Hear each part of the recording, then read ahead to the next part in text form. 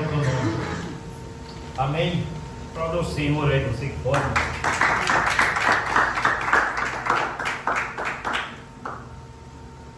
A gente recebeu aí muitas notícias de muitas pessoas enfermas, gripe, dor de garganta e algumas coisas do tipo.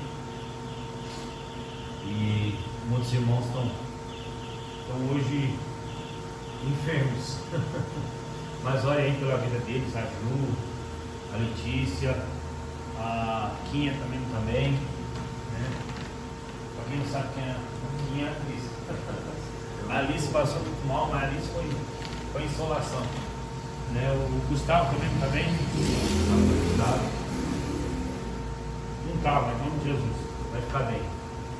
Amém, queridos? Essa é a segunda semana que a gente vai falar sobre família. Gênesis capítulo 29, versículo 30 e 32.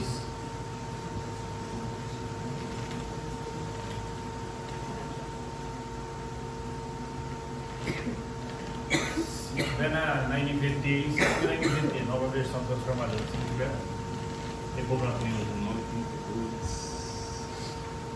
9:32. Gênesis 29, 30 ao 32. Isso. Amém, irmão? Vocês estão quietos. Dá glória a Deus, hein? Amém. Glória a Deus, aleluia. Não fica quieto não, irmão. Me ajuda a pegar aí. As letras da minha Bíblia estão ficando pequenas. Já vou ter que usar óculos também. Já não tinha tanta dificuldade para ler aqui não. E essa Bíblia tem a letra pequena. Vou ler. Está apagada a luz também. É isso também. Agora sim, ajuda aí, irmão. Vocês não avisam que está apagada a luz. Eu já estava querendo comprar um óculos. Mas eu vou ler. Jacó se deitou também com Raquel, a quem ele amava, muito mais que a Lia. Então permaneceu ali e trabalhou mais 7 anos para Labão. Quando o Senhor viu que Lia não era amada, permitiu que ela tivesse filhos. Raquel, porém, era estéril.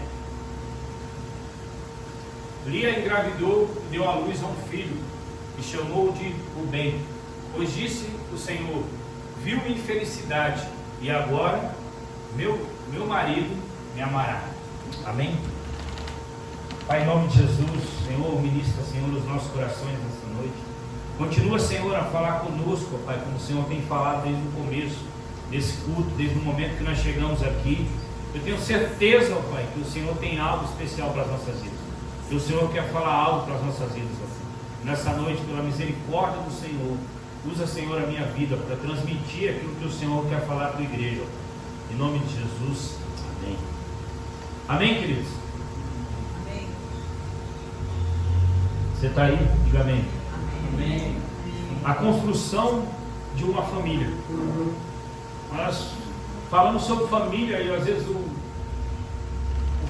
humano, a mina, o cara, a mulher, ele pensa assim: casei, agora tenho uma família. Casei, agora beleza, estou casado. Às vezes você está namorando, aí você fala: preciso casar. Eu preciso casar, a gente precisa casar. Às vezes a pessoa está namorando, está tão bom o negócio, fala: não, vamos casar e vai melhorar. Vai melhorar, vamos casar, porque aí a gente vai só ficar junto, não vai precisar desse momento de chegar e tchau, vou para minha casa, você vai para a sua. Tem alguém que já está entendendo isso aí. E aí casa, mano.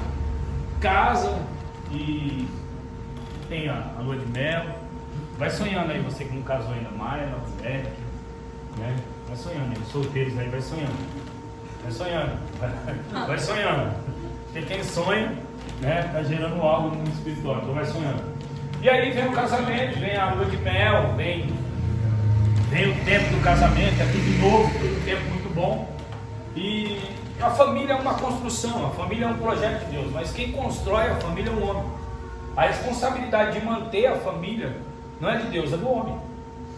E muitas pessoas dizem, não, Deus está aqui, Deus está aqui. É claro que nós levamos em oração para Deus a nossa família, colocamos diante de Deus como nós estamos colocando, mas nas nossas ações dentro da nossa casa, nossas ações com os nossos filhos, as nossas ações com a nossa esposa, essa é a construção da família.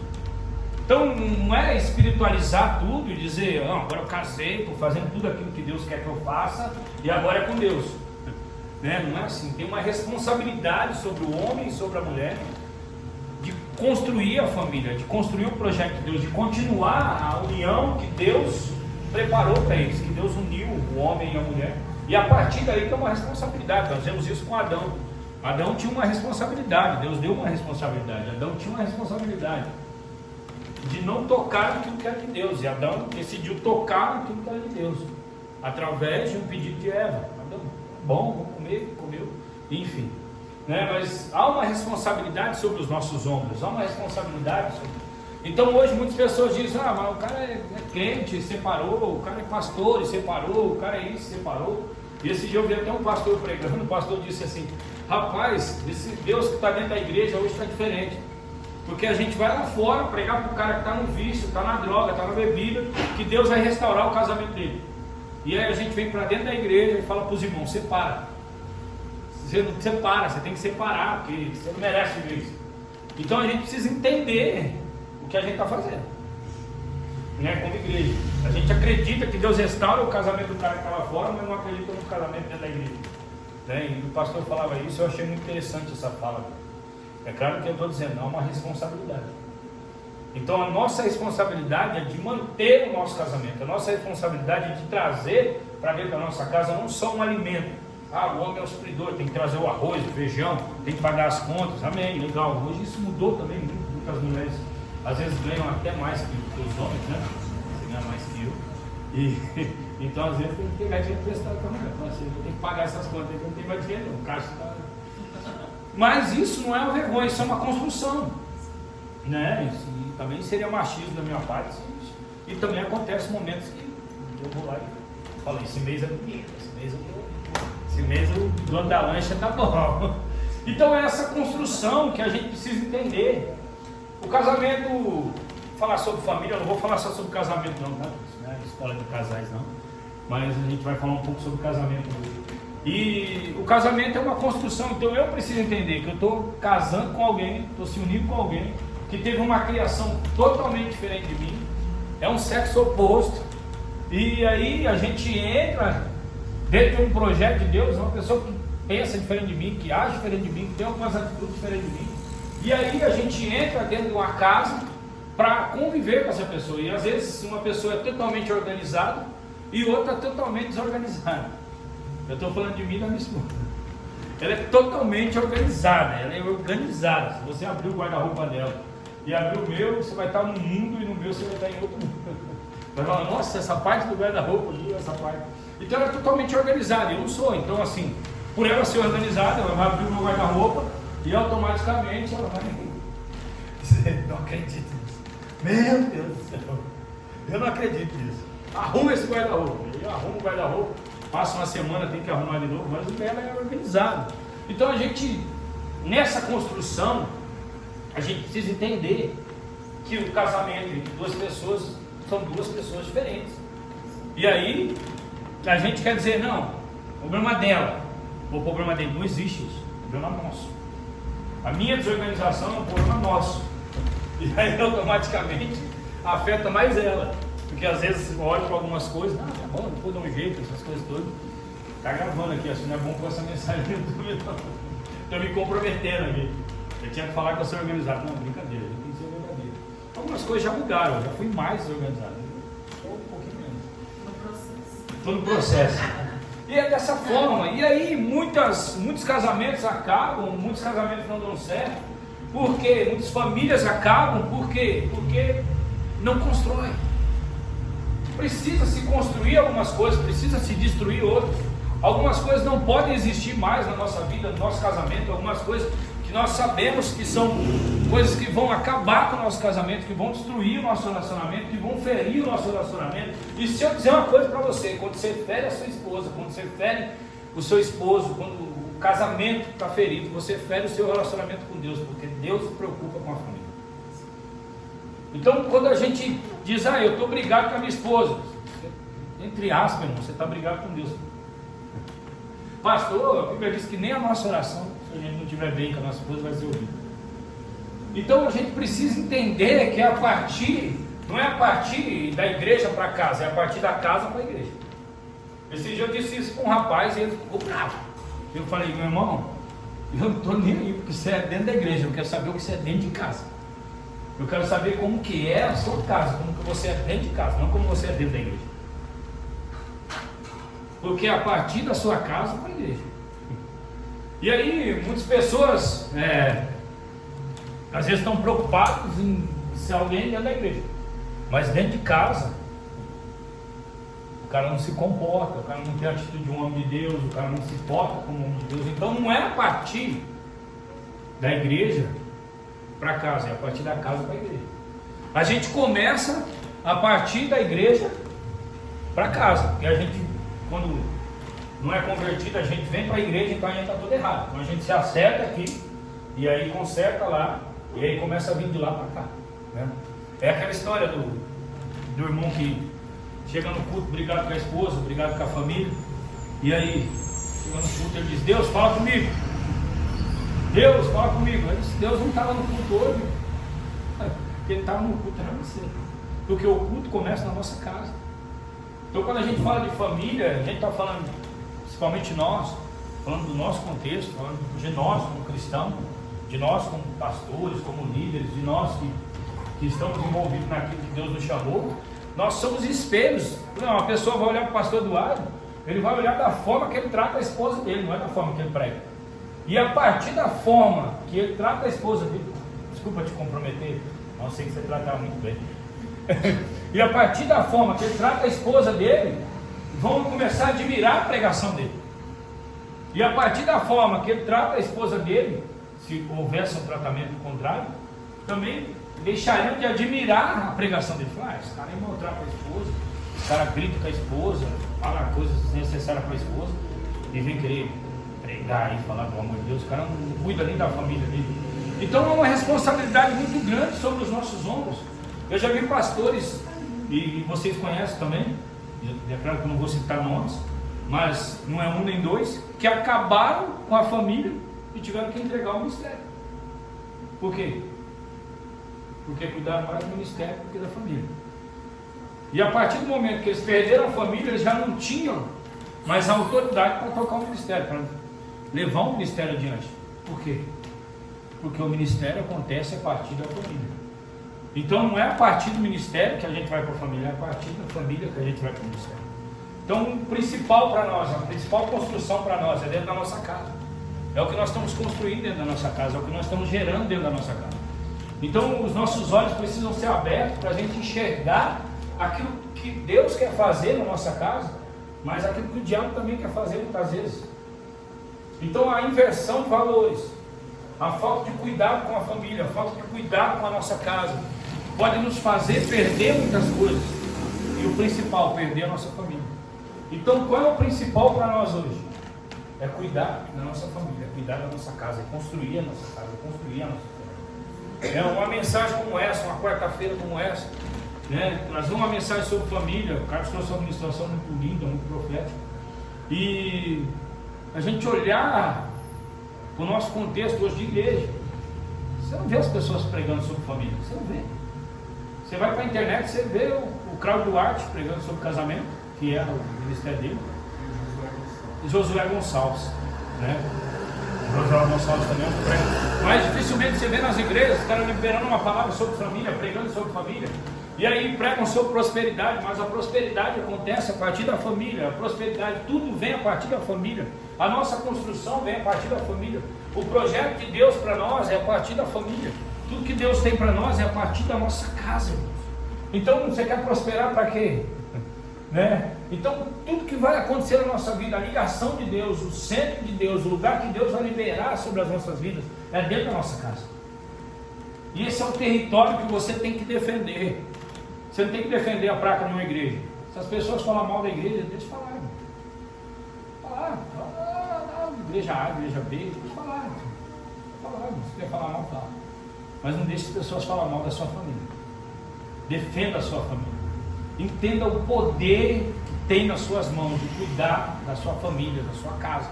Pastor, eu não sou casado, mas você tem irmão, você tem pai, você tem a sua responsabilidade como filho, você tem a sua responsabilidade como filha, você tem a sua responsabilidade como irmão, de cuidar da sua família, de zelar pela sua família. E é onde muitas pessoas se perderam, é que esqueceram da sua família, que outras coisas se tornaram prioridades, e a sua casa já não é mais a prioridade. Porque nós precisamos entender que a nossa casa é a nossa prioridade, a sua casa é a sua prioridade. Algumas pessoas até estranham, porque algumas pessoas vieram de um sistema de igreja que elas não podiam ir no aniversário de família, porque era o horário do culto. Eu já vi um rapaz ser questionado porque ele foi no enterro de um parente, no velório de um parente, e ele foi questionado por que ele não foi no culto. Ele falou, não, meu parente morreu. Ele falou assim, o pastor falou para ele, deixa para os mortos, enterra os mortos, irmão, vem para o culto, você morreu junto com ele. Eu falo isso porque eu presenciei, né? Ele contou com lágrimas nos olhos. Então é essa ignorância de exigir que as pessoas estejam dentro da igreja, essa ignorância de exigir que as pessoas façam algo dentro da igreja. Eu vi essa semana também, eu vi algo muito importante de um rapaz que ele dizia, eu tenho trauma da igreja. O rapaz falava. Aí falava, eu tenho medo de ser da igreja, eu tenho medo de ser crente. Eu não quero ser crente. Aí o cara falava, por quê? Ele falou assim, porque eu não quero ser o que o meu pai foi para mim e para meus filhos. Aí o cara fala, mas como assim, cara? Ele falou, meu pai, ele estava em tudo na igreja. Tudo que tinha na igreja ele estava. Tudo que você imaginar na igreja ele estava. Tudo. Imagine a ceia, meu pai estava lá. Imagine o velório do pastor, meu pai estava lá. Imagine o culto de celebração, meu pai estava lá. Imagine a pintura da igreja, meu pai estava lá. Agora você imagina a minha formatura, onde meu pai estava, na igreja. Você imagina o doente no hospital, onde meu pai estava, na igreja. Então eu não quero ser para os meus filhos o que o meu pai foi para mim. Então por isso eu não quero me comprometer com a igreja. É claro que isso gerou uma visão errada nele do que é ser igreja. Pastor, então tem que largar a igreja. Meu irmão, entenda uma coisa, você é maduro, você é inteligente. A inversão de valores, ela pode acontecer dos dois lados. Eu supervalorizar minha casa e esquecer da igreja. E como eu também supervalorizar o meu compromisso com a igreja. Porque entenda uma coisa, o seu compromisso com a igreja local não está desrespeitando o seu compromisso com Cristo. Você tem compromisso com a igreja local, há horário de culto, há tempos aqui. Mas um dia que você não pode estar aqui, para estar no aniversário do seu filho, do seu neto, do seu sobrinho, para estar num velório, para estar em algum lugar, isso não desrespeita o seu compromisso com Cristo. Isso não diz que você é um irresponsável ou uma irresponsável, que você está desviado ou está desviado. Então nós temos que entender, quando se fala de família, é um compromisso nosso com a nossa família, né? Mas, às vezes eu estou numa fase muito diferente de criação, como o Carlos disse. Depois de 10 anos veio a Alice. Hoje eu tenho a Alice com 6 e tenho a Ana Clara com 16. Então eu tenho uma querendo voar e eu tenho uma dentro de casa. Eu tenho uma que quer se deixar, irmão, vai embora. E aí você tem que dizer, vem aqui, aí, foi isso que você aprendeu. E assim, assado, se eu não estivesse aqui, eu ia ficar. E aí, assim por diante. E aí tem outra que você está ali, dentro de casa, cuidando, ensinando. Então, são dois extremos. Mas, hoje eu sei o que eu ensinei para ela. Eu sei o que a Ana Carla com 16 anos, o Cadebro ensinou para ela, o que nós ensinamos para ela, os pais. Então, hoje ela tem uma referência. Então, hoje quando ela olhar, ela tem algo para dizer. A gente tem isso. Quer dizer, eu te ensinei, eu te falei. Eu te mostrei como que é. Até aqui, eu te levei, eu te conduzi. Então essa responsabilidade que nós temos sobre a nossa casa envolve esposa, envolve filhos, envolve a criação, envolve o cuidado. Então a mesma preocupação que muitos têm só com a igreja, só com os compromissos da igreja, só com isso, não preciso fazer isso, eu preciso fazer aquilo, eu preciso resolver isso, eu preciso resolver aquilo. Isso não é errado. Mas todo o excesso, ele vai gerar um problema. Então se você for excessivo na sua casa, se eu for excessivo, vai gerar um problema para você. Se você for excessivo na igreja, vai gerar um problema para você. Quando eu falo igreja, eu não falo do seu relacionamento com Deus, porque, sabe, irmão, você não precisa estar aqui para orar. Você não precisa estar aqui para cultuar a Deus. Então é essa coisa que a gente se prende muito. Igreja não é paredes. Igreja não é local, igreja é pessoas. Então, a igreja sou eu e a igreja é você. Então, a igreja está na minha casa, a igreja está na sua casa, a igreja está no seu trabalho, a igreja está onde você está. Onde você está é uma igreja. Cristo mora dentro de você, o pastor Eduardo ministrou comigo. Cristo mora dentro de nós. Então, onde você está é uma igreja. Pastor, não preciso estar aqui, precisa. Você precisa estar ligado no corpo, a gente precisa ter essa comunhão, a gente precisa estar no culto. Mas falando sobre família, a gente precisa entender o cuidado da nossa família. Eu vi muitas pessoas inverterem valores, eu vi muitas pessoas negociar, eu vi muitas pessoas largar a sua família, abandonar a sua família por causa da igreja, depois ter que voltar lá para consertar. Qual o cuidado que nós temos que ter? É de saber administrar a nossa vida diante de Deus, é de ser administradores daquilo que Deus colocou na nossa mão. Qual o nosso cuidado? É saber administrar sobre a nossa família, saber administrar sobre a nossa casa. Por exemplo, um cara que trabalha demais, estou falando só da igreja, já você não vai querer ir para a igreja. Um cara que trabalha demais, hora extra, tal. Eu já fui assim, eu trabalhei demais. Teve um tempo da minha vida que eu trabalhava demais. Eu saía de casa de manhã e chegava só à noite. Chegou um tempo da nossa vida que a gente se falava por recadinho na geladeira. Não tinha WhatsApp, né? SMS, essas coisas. Então a gente se falava por recadinho na geladeira. Tá certo que na época a gente estava mais para lá do que para cá. Nosso casamento estava mais para lá do que para cá. E aí a situação ajudava.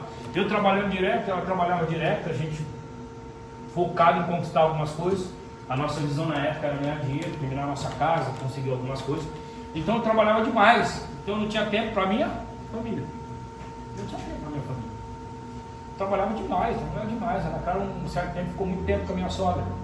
Porque era a nossa visão daquele tempo. Era a nossa visão que a gente tinha. Então o nosso trabalho era a prioridade. Então eu acordava de manhã, ia trabalhar, saía de casa muito cedo, às vezes saía 8 horas de casa e ficava até 10, 11 horas da noite na firma. No outro dia 8 horas de novo, estava na firma de novo. Você imagina o que é isso? De segunda a sábado, e às vezes ia domingo. Então assim, era só trabalho. Então é um excesso. Na época gerou um problema no meu casamento, né? Havia faltas, porque não havia tempo. E aí a gente quase se separou. Se Jesus não fosse bom, nos guardasse, cuidasse de nós, a gente estava separado. Tinha perdido essa bonitona aqui. E ela tinha perdido esse lindão aqui. Eu não sou tão ruim assim não. E assim por diante. Então todo excesso, irmão, vai gerar um problema.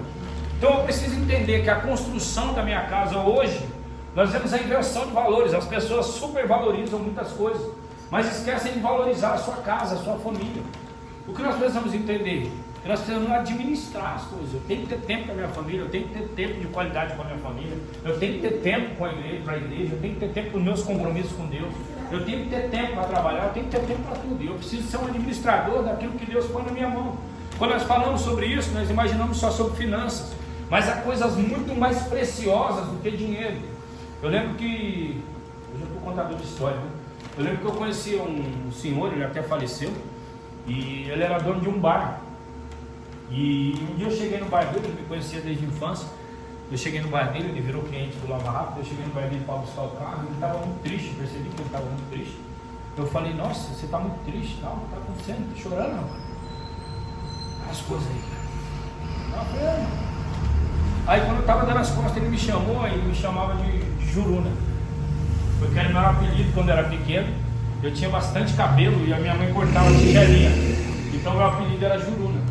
Aí ele falou, não, sabe o que é Juruna? Tá filmando isso, né? Eu não tenho vergonha disso não. Eu tinha bastante cabelo, não vou lembrar dessas coisas. A Bíblia diz, trazer a memória aquilo que te dá esperança. E aí ele chamou eu e falou, Juruna, sabe o que é, cara? Eu tava pensando aqui, cara, eu trabalhei nesse bar a vida inteira, consegui essa casa, consegui isso aqui. Mas sabe o que isso aconteceu que me levou? Me levou a perder minha família. Eu vou perder minha família. Chegava fim de semana, minha esposa saía com meus filhos, eu ficava ali no bar, cuidando do bar, para construir essa casa. Eu construí tudo isso aqui e agora minha esposa foi embora porque não dei tempo para ela, não dei. Chegava em casa cansado à noite, dormia, no outro dia acordava cedo, ia fazer as compras para o bar, voltava. E hoje eu vejo, hoje eu aqui, olhando aqui, teto aqui, olhando aqui, eu estou vendo que foi isso. Perdi minha família por causa desse bar. E agora eu vou morrer dentro desse bar sem a minha família. Aí eu tenho carro, eu tenho casa, eu tenho tudo isso, mas não tenho minha família. E aí aquilo, olhei para os meus filhos, e na época eu estava trabalhando domingo a domingo lá barrado.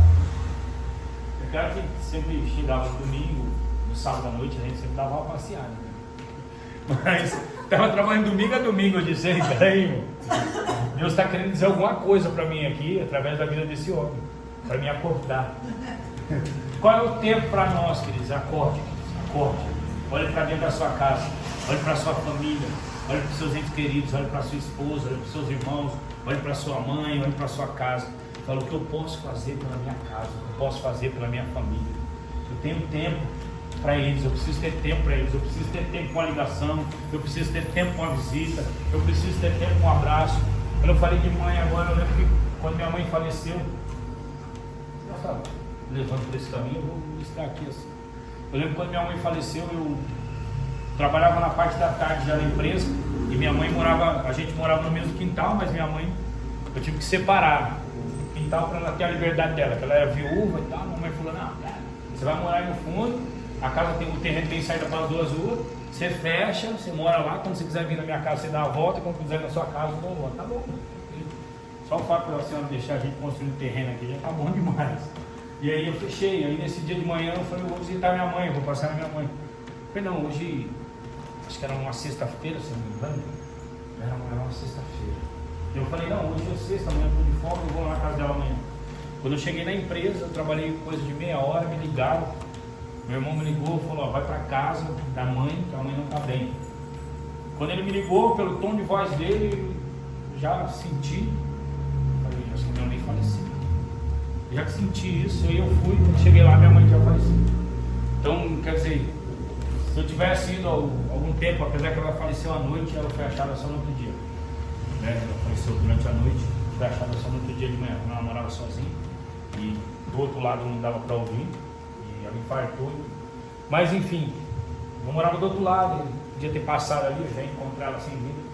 Mas às vezes a gente vai dando prioridade para algumas coisas. A gente vai colocando algumas coisas em primeiro lugar e a gente vai esquecendo de coisas muito importantes, muito valiosas, que dinheiro não compra, que tempo não compra. Nós vamos esquecendo de muita coisa. Outra história também que eu me lembro agora, meu Deus do céu, é a última que eu conto depois. Mas são coisas, são testemunhos. Eu lembro do meu tio, quando ele perdeu a perna, ficou enfermo, ele trabalhou a vida inteira, ele trabalhou muito. Pensa num cara que trabalhou muito. Meu tio era vigilante e ele trabalhava direto, nas folgas, FT tinha, trabalhava.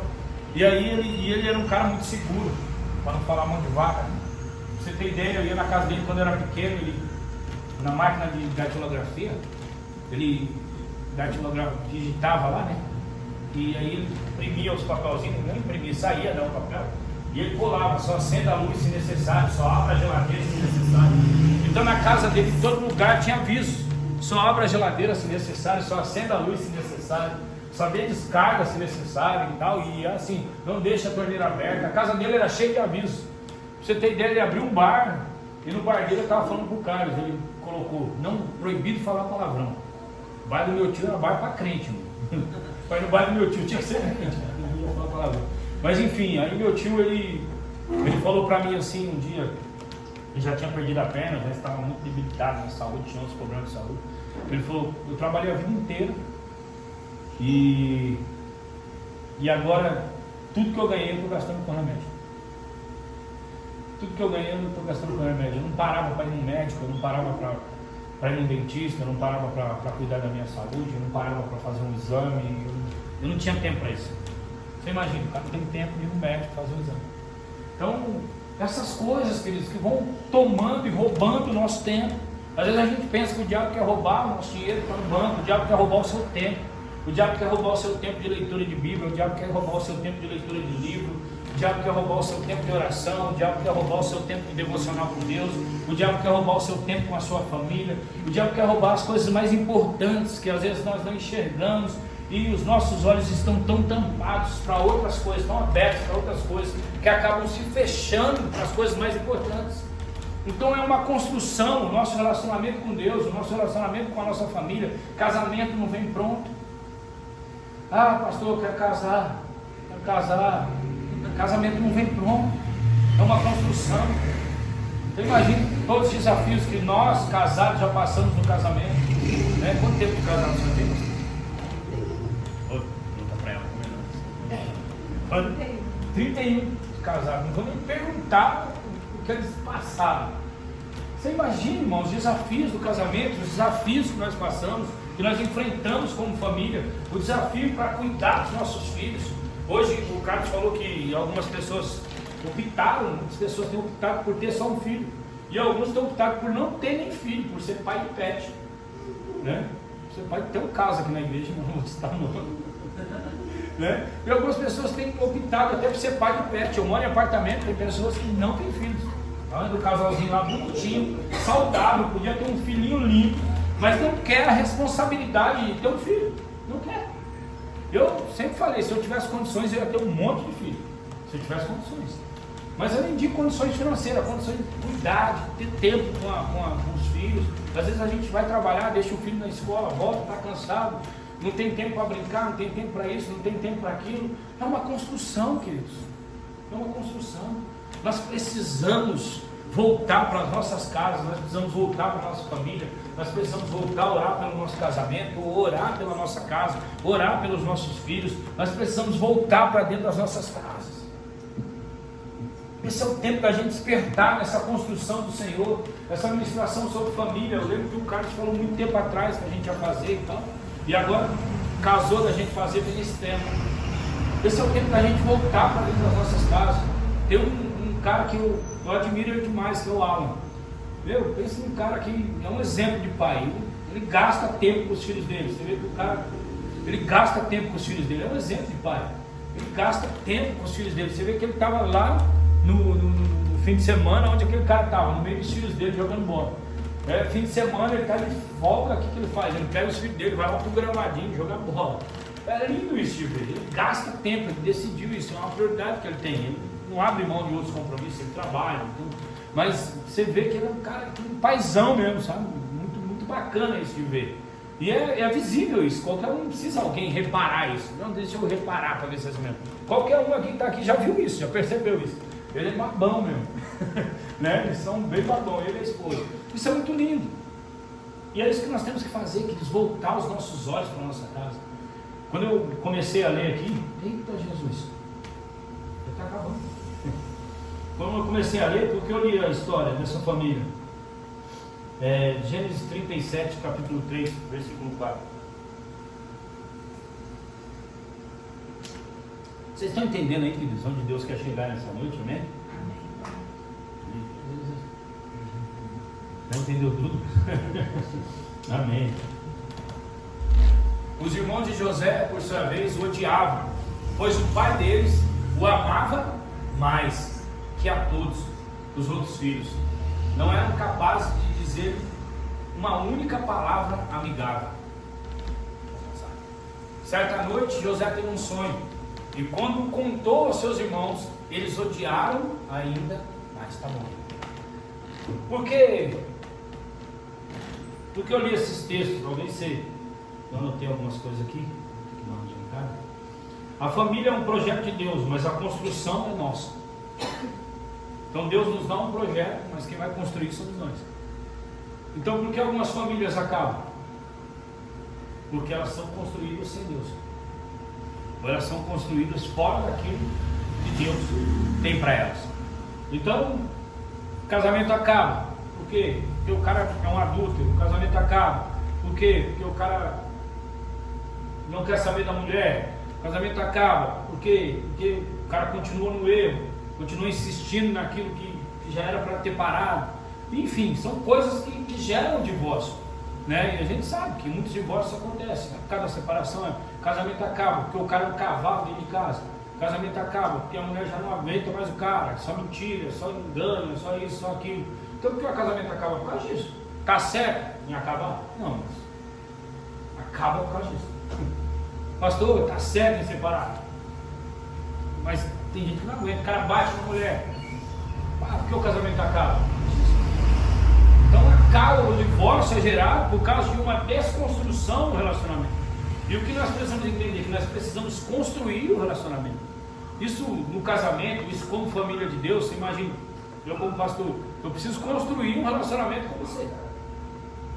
E nesse relacionamento, se eu só te ferir, vai chegar uma hora que você não vai querer nem me ver. Entendeu? Aquele pastor ali, o pastor Fabiano, não quero nem. Eu vou passar na igreja dele, eu passo do outro lado da rua.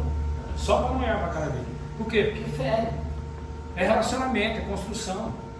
Não vem pronto, não é uma roupa que você compra, escolhe seu número e põe. Casamento não vem no seu número, você tem que dar ajuste.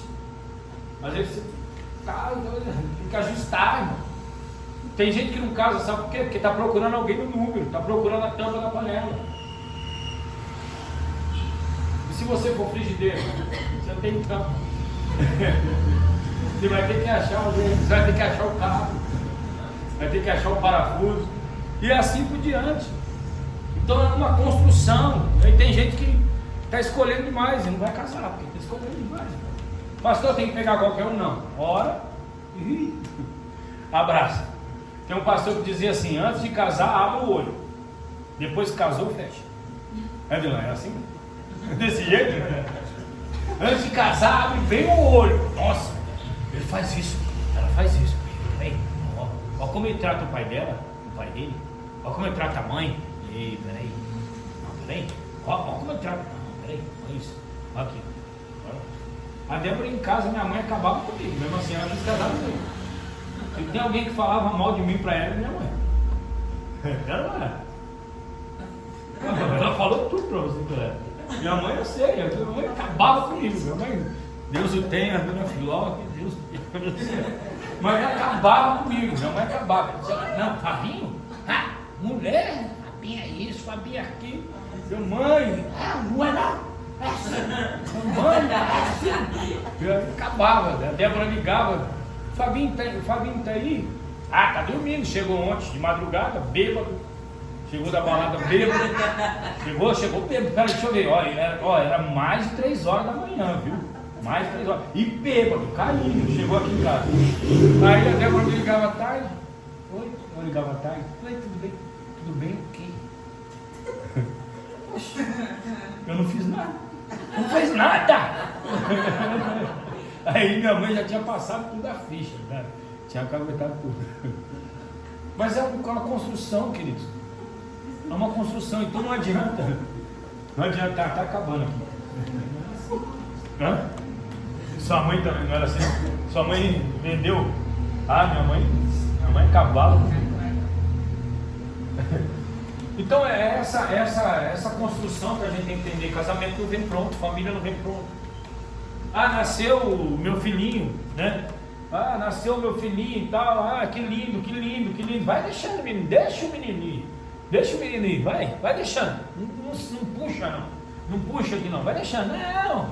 Ah, meu filho, eu sou crente, eu sou pastor, eu sou do reteté, eu sou. Não, pode deixar o menino, não, deixa o menino derrubar a igreja. Não, deixa o menino, é criança. E vai deixando, e vai deixando. Aí daqui a pouco, não, é que é adolescente assim mesmo. Não, é que nessa idade é assim mesmo. E vai deixando. Vai deixando para tu ver lá na frente. O que você vai se deparar. Então é uma construção, a gente precisa entender, tem hora, né? Tem hora que tem que pegar e dizer, vem aqui. Acho que até sério. Vem aqui, vamos conversar. Tá pensando o quê?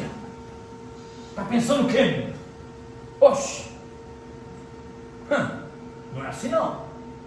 Então tem hora que, nossa pastor, você está endemoniado? Não, mano, não estou endemoniado não. Estou corrigindo meu filho, estou corrigindo a minha filha, estou pondo ordem na minha casa. Então é uma construção. E essa construção a gente precisa entender que vai ter hora que a gente vai errar e a gente vai precisar mudar. Eu lembro que na casa que eu fiz lá, o pedreiro construiu uma escada e o degrau tinha 30 centímetros de altura. Ele falou, não, isso aí na hora que for pôr o piso, isso aí resolve, rapaz, na hora que for pôr o acabamento, resolve. 30 centímetros de altura, você imagina. Você imagina esse cara. Aí eu não entendia nada, né? Tá bom, beleza. Chegou o outro pedreiro e falou, meu, essa escada ainda vai ter que derrubar. Eu falei, não. Na hora que você pôr o piso aí, resolve. O cara falou, na hora que pôr o piso vai ficar mais alto ainda, vai ficar 35, 32 de altura. Você vai querer deixar essa escada aí?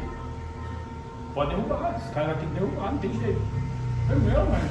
Pô, o máximo que dá para aproveitar é a laje aí, ó, de baixo aí. Parece que o cara não fez um cimento muito forte, acho que dá para aproveitar, dá pra gente dar um jeito aí. Rapaz, velho. Então tem coisa que a gente tem que entender que a gente fez, a gente precisa voltar atrás, a gente precisa construir de novo. Eu erro com a minha esposa, eu erro com meus filhos, eu não deixei de errar. Pastor, você está pregando aí, eu erro. Mas o que eu não posso ter é uma vida contínua de erros. Todo dia o mesmo erro, ninguém aguenta. Ninguém aguenta. Todo dia, mesma coisa.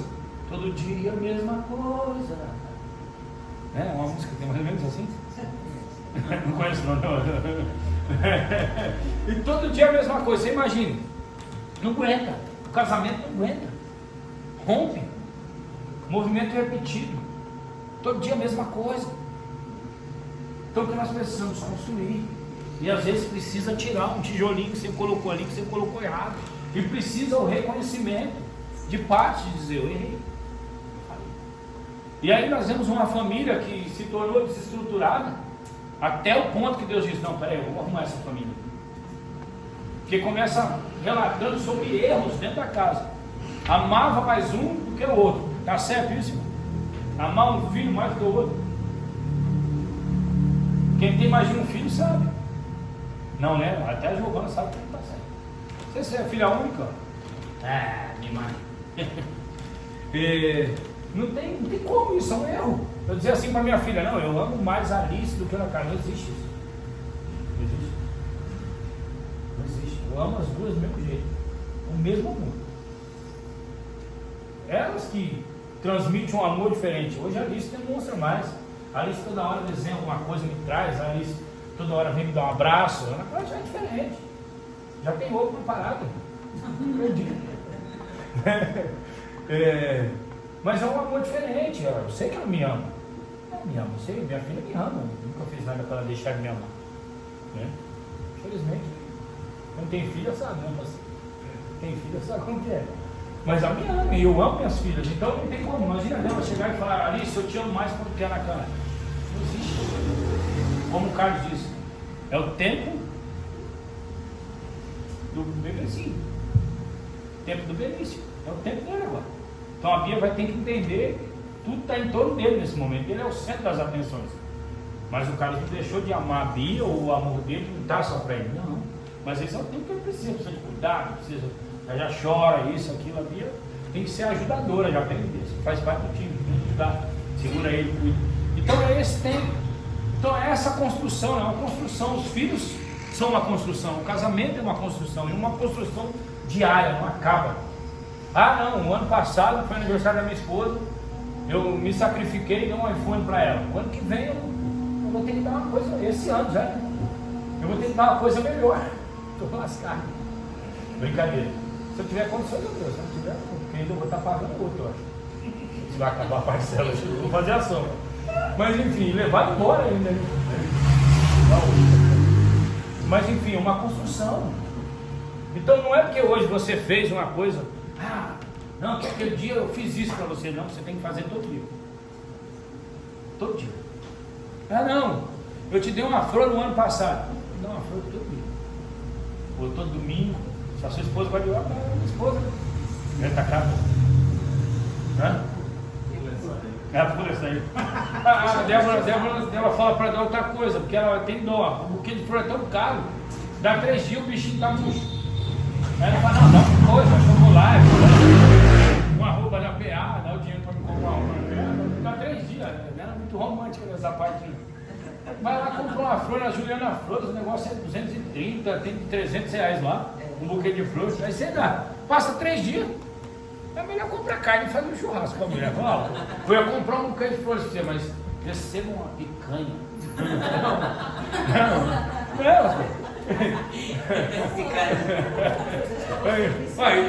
Esse aqui é o seu buquê de flores. E essas coisas, então, é uma construção. Então não adianta você querer desfrutar de algo que você não construiu.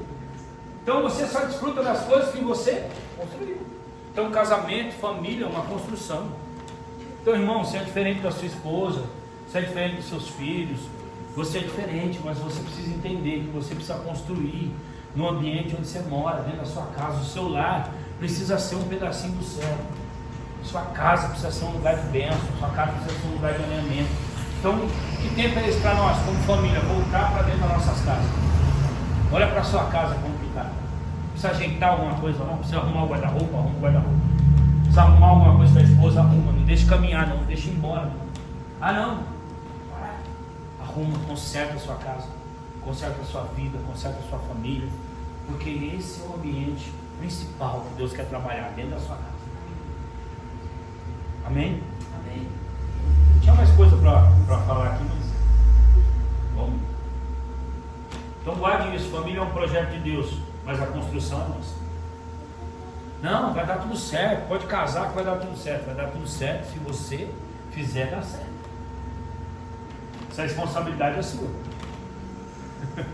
Essa responsabilidade é sua e é minha. Amém? Coloque de pé, prova do Senhor aí.